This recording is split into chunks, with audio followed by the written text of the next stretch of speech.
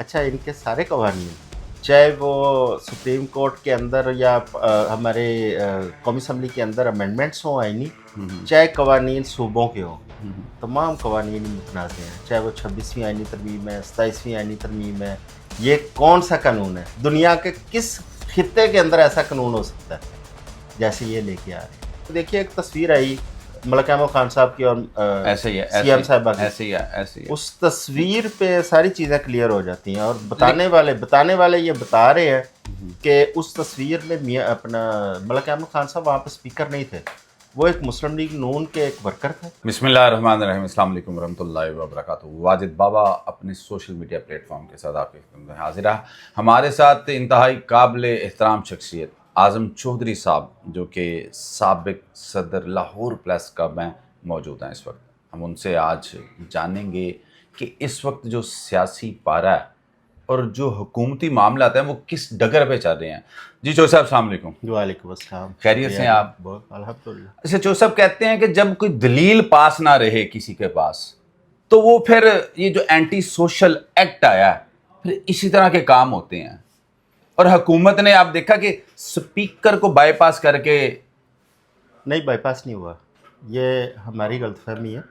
अच्छा, एक तो इसको सादा अल्फाज में कहें ना कि जब दलील पास नहीं होती फिर गालियाँ होती हैं, ऐसे ही है। ये उसी का मुतरादफ है कि जब दलील पास नहीं है तो फिर आप ऐसे अब्यूज़िव कवानीन लेके आते हैं कि जो लोगों के लिए मुश्किलात का बायस बनते हैं, लोगों को तरह तरह के चीज़ों में आप घसीटते हैं, इन्वॉल्व करते हैं। जहाँ तक आपका ये ख्याल है ना कि स्पीकर को बाईपास किया, स्पीकर को बाईपास नहीं किया गया। स्पीकर को थोड़ा सा उनकी अपनी कुछ डिमांड्स थी, उनकी अपनी रिजर्वेशन थी। मसलन डीपीओ कसूर के साथ उनका फड्डा था, फिर तो ये जी ठीक है, डीपीओ कसूर के साथ उनका फड्डा था, और वो चाह रहे थे कि डीपीओ को तब्दील किया जाए, और सीएम डीपीओ को तब्दील नहीं कर रही थी। आफ्ताब फुलरवा पुलिस के अंदर ज़रा कोई बेहतर शोहरत के हामिल जो अफसर है उनमें उनका शुमार होता है। और वो फड्डा किस चीज़ पे था? कोई एफआईआर है खुड़िया थाने की, उसके ऊपर इनके कोई मुलज़म गुनाहगार हुए, उसको मलिक साहब ने बेगना कराया, वो दोबारा डीपीओ ने गुनाहगार कर दिए, ये वाला एक फड्डा था। उसके बाद सेटलमेंट हो गया। आपने देखिए, एक तस्वीर आई मलिक अहमद खान साहब की और ऐसे ही है, सीएम साहिबा की। ऐसे ही है, ऐसे ही है। उस तस्वीर पे सारी चीज़ें क्लियर हो जाती हैं, और बताने वाले ये बता रहे हैं कि उस तस्वीर में मियाँ अपना मलिक अहमद खान साहब वहाँ पे स्पीकर नहीं थे, वो एक मुस्लिम लीग नून के एक वर्कर थे, और उनके सामने एक लीडर थी। तो ये वहाँ पर रवैया तो था। ये ठीक हो गया, ये तो एक जो चीज़ है। लेकिन ये जो अगर स्पीकर साहब, ये आपने बहुत बड़ी बात बता दी यहाँ पे। वैसे तो सोशल मीडिया तो ये इशारा है कि जी स्पीकर साहब के पास टेबल ही नहीं हुआ। जिस दिन मुलाकात हुई है उस दिन के बाद स्पीकर साहब का कोई बयान, कोई एक्ट, या अपोजिशन को जो वहाँ पे थोड़ा सा स्पेस दी जा रही थी, क्यों आपने देखा है? देखिए जी, पहला बयान तो रिकॉर्ड पे आ गया ना, बाद में नहीं आया लेकिन पहले आ गया। लेकिन आप जो बात कह रहे हैं, ये एक बहुत बड़ी बात है। लेकिन हुकूमत ने तो ये एक बिल जो एंटी सोशल बिल है, अब एंटी सोशल बिल में तो आप किसी को गाली भी दे दें, मोहब्बत से प्यार से भी कह दें, तो आप पकड़े जाते हैं। तो अच्छा, ये क्या कौन सी कॉलोनियलिज्म बनाना चाह रहे हैं? इस किस्म के जो कवानीन है, आप देखें, पहले पीका लेके आए। पीका के अंदर आपने इस पर पूरे, आप लॉयर हैं, आपने देखा है कितने जर्नलिस्ट या कितने आम लोग हैं जिनको सिर्फ बोलने पे पीका के अंदर इन्होंने फिक्स किया, और उसमें तकरीबन 99% लोगों को अदालतों से रिलीफ भी मिला। उसके बाद डेफमेशन बिल लेके आए पंजाब के अंदर, और वो इंतहाई खौफनाक है कि आप किसी सियासतदान, किसी ब्यूरोक्रेट, उसने करप्शन की है, उसने मॉरल करप्शन की है, या उसने फाइनेंशियल करप्शन किया है, आप उसके खिलाफ कुछ बोल नहीं सकते, लिख नहीं सकते। उसके पास इस्तकाक है कि जो वो आपके खिलाफ चला जाएगा हद के इज्जत में। उसमें भी काम पूरा नहीं हुआ। उसके बाद लेके आए हैं ये हैप्चुअल, क्या ऑफेंडर का bill, habitual offender and anti social. ठीक है। अब इस बिल के अंदर एक बड़ी खूबसूरत चीज़ है, वो ये है, जहाँ जो इन्होंने इस बिल के जरिए कवर करने की कोशिश, आप अदालत में ले जाते हैं एक मुलजम को, NCCIA के खिलाफ, मुलजम को वहाँ से रिलीफ मिल जाता है, वो बेगना साबित हो जाता है। अब इस बिल के अंदर इन्होंने जो उसकी क्लॉज रखी है कि एक इंटेलिजेंस कमेटी होगी, जो डिस्ट्रिक्ट इंटेलिजेंस, उस इंटेलिजेंस कमेटी के पास लामहदूद इख्तियारात होंगे, अदालती इख्तियारात, इसमें किसी अदालत को नहीं इन्वॉल्व किया गया। और वो कमेटी जो रिपोर्ट देगी, उस रिपोर्ट के मुताबिक आप किसी भी ऐसे बंदे को जो आप समझते हैं कि ये हैप्चुअल हो चुका है या ये किसी जराइम में इसके खिलाफ रिकॉर्ड है اور یہ آگے بھی یہ کام کر سکتا ہے، اس کو آپ 3 ماہ کے لیے گرفتار کر سکتے ہیں. سو مچ سو آپ اس کا ڈی این اے سیمپل لیں گے، جو کہ میں سمجھتا ہوں بیسک ہیومن رائٹس کی خلاف ورزی ہے. ایسے عدالتیں کہہ چکی ہیں اس کے حوالے سے کہ کسی کی مرضی کے بغیر ڈی این ٹیسٹ نہیں کروا سکتے آپ. اس کے بعد آپ اس کو الیکٹرانک ڈیوائسز لگائیں گے مغرب کی طرح، تاکہ وہ آپ کی سرویلنس میں رہے. اس کی وجہ صرف یہ تھی کہ یہ چاہ رہے تھے کہ جو لوگ این سی سی آئی اے یا ڈیفیمیشن میں جنہیں عدالتیں ریلیف دیتی ہیں، ہم ان کو اس قانون کے تحت دوبارہ فکس کریں. ایسا ایک قانون پہلے بھی تو بنایا انہوں نے، قبضے کے حوالے سے، قبضہ مافیا کے حوالے سے بنایا، یہ بھی اسی طرح کا ہے. اس میں انہیں ہزیمت اٹھانی پڑی ہے، اب وہ سارا ترمیم ہوگی اس بل میں. اچھا، ان کے سارے قوانین، چاہے وہ سپریم کورٹ کے اندر یا ہمارے قومی اسمبلی کے اندر امینڈمنٹس ہوں آئینی، چاہے قوانین صوبوں کے ہوں، تمام قوانین متنازع ہیں. چاہے وہ 26ویں آئینی ترمیم ہے، 27ویں آئینی ترمیم ہے، آگے 28ویں بھی آنی ہے، اس پہ بھی ابھی کنٹروورسی ہے. اس کے بعد جو قوانین پاس کیے گئے ہیں، بل پاس کیے گئے ہیں، آپ قومی اسمبلی کا دیکھیں، جو آئی ٹی کا شیزا فاطمہ صاحبہ والا ایک بل پاس ہوا جس کے اندر کسی بھی گھر پہ قبضہ کیا جا سکتا ہے. سیلولر کمپنیاں اپنا ٹاور لگانے کے لیے قبضہ کر لیں گی، آپ نہیں مانیں گے تو آپ کو 5 کروڑ جرمانہ ہو سکتا ہے. یہ کون سا قانون ہے؟ دنیا کے کس خطے کے اندر ایسا قانون ہو سکتا ہے جیسے یہ لے کے آ رہے ہیں؟ تو کیا واقعی دلیل نہیں رہے گی ان کے پاس؟ ان کے پاس کوئی دلیل نہیں ہے. یہ صرف اور صرف طاقت کے ذریعے، ڈنڈے کے ذریعے حکومت چلانے کی کوشش کر رہے ہیں. اور یہ جو آج ہم دیکھ رہے ہیں نا، یہ ہمیں تھوڑا تھوڑا نظر آ رہا ہے، کہیں کرپشن کی فائلیں کھل رہی ہیں، کہیں ان کے اسکینڈل آشکار ہو رہے ہیں. میرا یہ ماننا ہے کہ یہ کبھی بھی ان چیزوں سے باز نہیں آئے تھے. صرف اتنا تھا کہ ان کو تھوڑا سا ایک شیلٹر تھا. ان کو یہ تھا کہ جو اصل میں جو ان کو حکومت میں لے کے آئے ہیں، ان کو بھی یہ تھا کہ یار یہ اتنی جلدی بدنام ہو جائے گا، ہمارا نظام نہیں چل پائے گا. صحیح ہے. تو انہوں نے اس کو تھوڑا سا سپورٹ دی ہوئی تھی.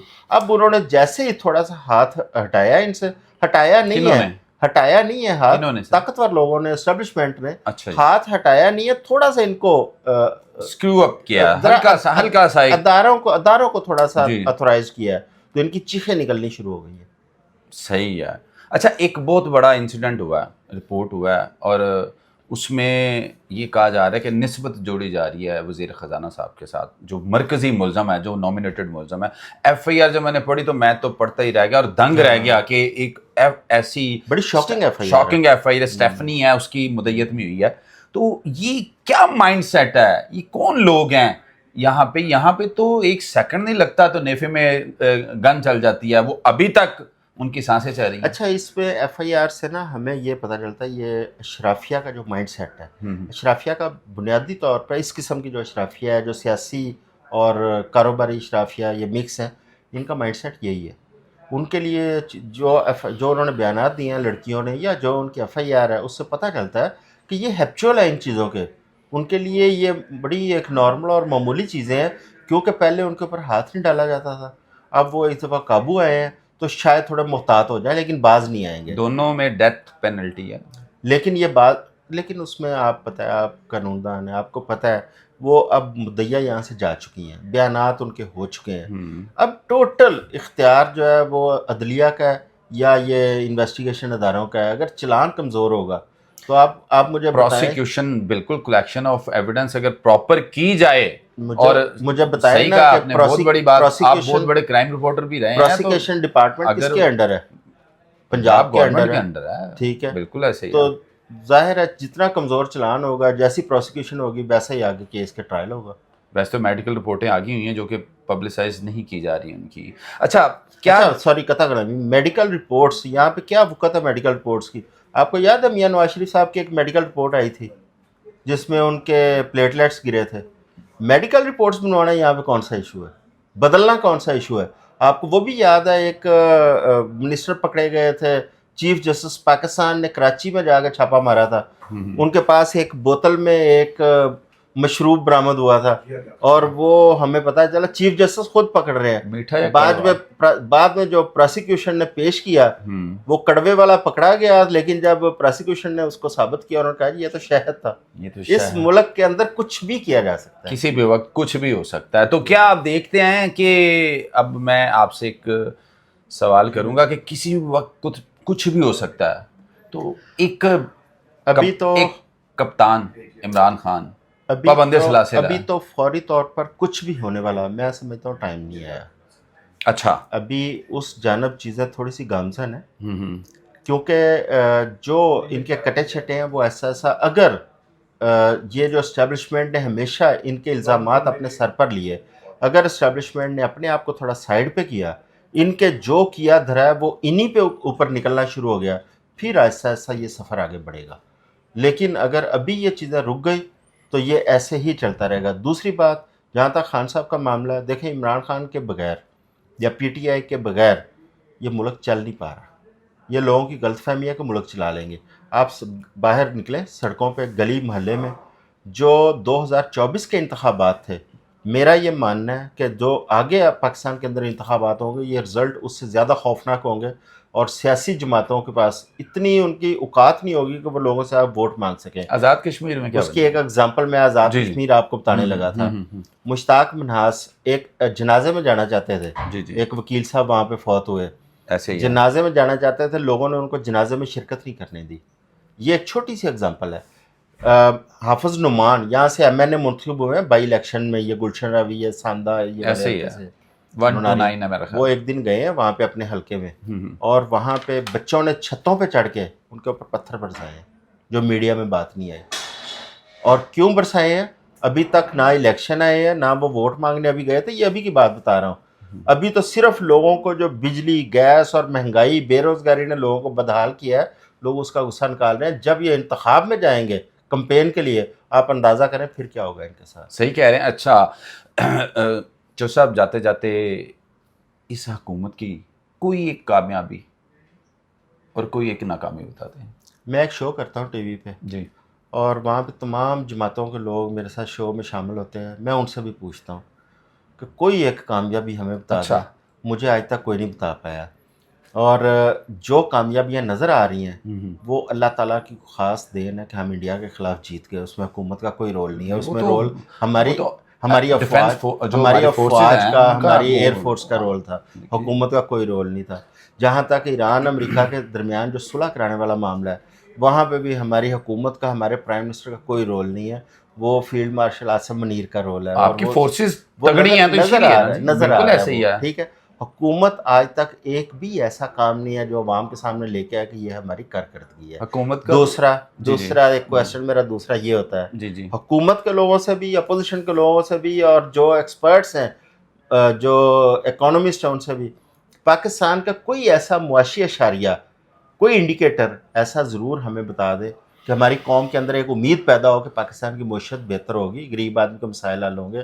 آج تک مجھے کوئی ایک بھی انڈیکیٹر کوئی بھی بندہ نہیں بتا سکتا. جی ایسے ہی ہے. جو صاحب کہہ رہے ہیں کہ حکومت کی اگر کامیابی کی بات کریں تو وہ یہ ہے کہ مہنگائی سر پہ چڑھ کے ہو رہی ہے. بجلی کے بل دیکھ لیں, گیس دیکھ لیں, اس کے علاوہ پیٹرول دیکھ لیں, جو صورتحال بنی ہوئی ہے. اور یہاں پہ بھوک افلاس ننگی ناچ رہی ہے, اور سفید پوش لوگ جھولیاں اٹھا کے, ہم کہتے ہیں کہ پیٹ ننگا نہیں ہونا چاہیے, لیکن وہ چوراہوں چوکوں میں کھڑے ہیں اور پچھلے 2-3 سالوں سے دیکھ رہے ہیں. یہ ایک لمحہ فکریہ ہے. اپنا خیال رکھیے گا. السلام علیکم.